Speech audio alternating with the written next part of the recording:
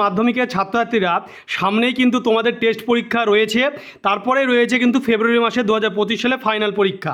সেই টেস্ট পরীক্ষা ও ফাইনাল পরীক্ষার আগেই ভূগোলের 5 মার্কের কোন প্রশ্নগুলি আসার সম্ভাবনা রয়েছে বা কোনগুলি ভেরি ভেরি ইম্পর্টেন্ট সেই প্রশ্নগুলি তোমরা দেখে নাও। দেখতে পাচ্ছ 2025 ভূগোল, সময় 3 ঘন্টা 15 মিনিট এবং নিয়মিত পরীক্ষার্থীদের জন্য পূর্ণমান 90 আর বহিরাগত পরীক্ষার্থীদের জন্য পূর্ণমান 100। 5 নম্বরে যে প্রশ্নগুলি আসতে পারে ভূগোলে সেইগুলি কোনগুলি দেখতেই পাচ্ছ, বিভাগ ইঁতে থাকবে। দৃষ্টিহীন পরীক্ষার্থীদের জন্য চিত্রাঙ্কন আবশ্যিক নয়। তো যে কোনো দুটি প্রশ্ন তো তোমাদের করতে হবে 5 মার্কে 5.1 দাগে।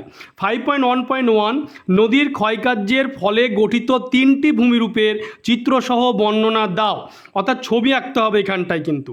অথবাতে রয়েছে শুষ্ক অঞ্চলে বায়ু জলধারার মিলিত কার্যের ফলে সৃষ্ট ভূমিরূপগুলি চিত্রসহ বর্ণনা দাও, এখানেও কিন্তু ছবি আঁকতে হবে তোমাদেরকে এবং তার সঙ্গে 3টে করে ভূমিরূপের বর্ণনা দিতে হবে। এরপরে 5.1.2 বায়ুমণ্ডলের উষ্ণতা তারতম্যের 3টি প্রধান কারণ ব্যাখ্যা করো, অর্থাৎ কেন পার্থক্য হচ্ছে বায়ুমণ্ডলের উষ্ণতা তারতম্যের 3টি প্রধান কারণ। আর 5.1.3 শৈলক্ষে বৃষ্টিপাত কিভাবে সংঘটিত হয় তা চিত্র ও উদাহরণ সহযোগে ব্যাখ্যা করো। বৃষ্টিপাত শৈলক্ষে পড়তে হবে।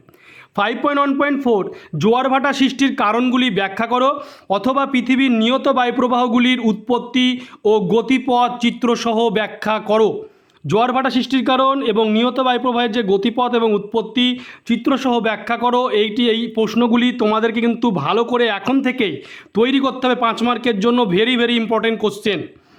এরপরে তোমরা দেখতে পাচ্ছ যে 5.2 সেই 5.2 দাগে 5 মার্কে যে প্রশ্নগুলি আসতে পারে 5.2.1 উত্তর ও দক্ষিণ ভারতের নদীগুলির মধ্যে প্রাকৃতিক বৈশিষ্ট্যের পার্থক্য আলোচনা করো।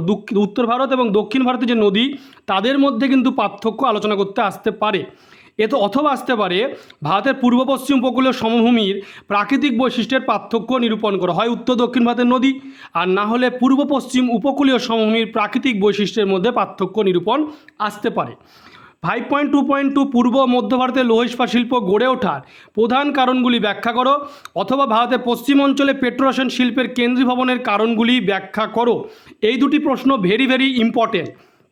এরপরে 5.2.3 ভারতে কার্পাস, চা, গম এই 3টি কিন্তু প্রাকৃতিক পরিবেশে করতে হবে। এই 3টি ফসলের চা, কার্পাস, গম এই 3টি অনুকূল প্রাকৃতিক পরিবেশ তোমাদের বিবরণ দিতে হবে। 3টি ভালো করে যেতে হবে, 3টির মধ্যে একটি আসবে। 5.2.4 ভারতের জনসংখ্যা অসম বন্টনের 5টি প্রধান কারণ আলোচনা করো, অথবা ভারতে নগর গড়ে ওঠার কারণ ও নগরায়ন যে সমস্যা সেটি ভালো করে আলোচনা করো।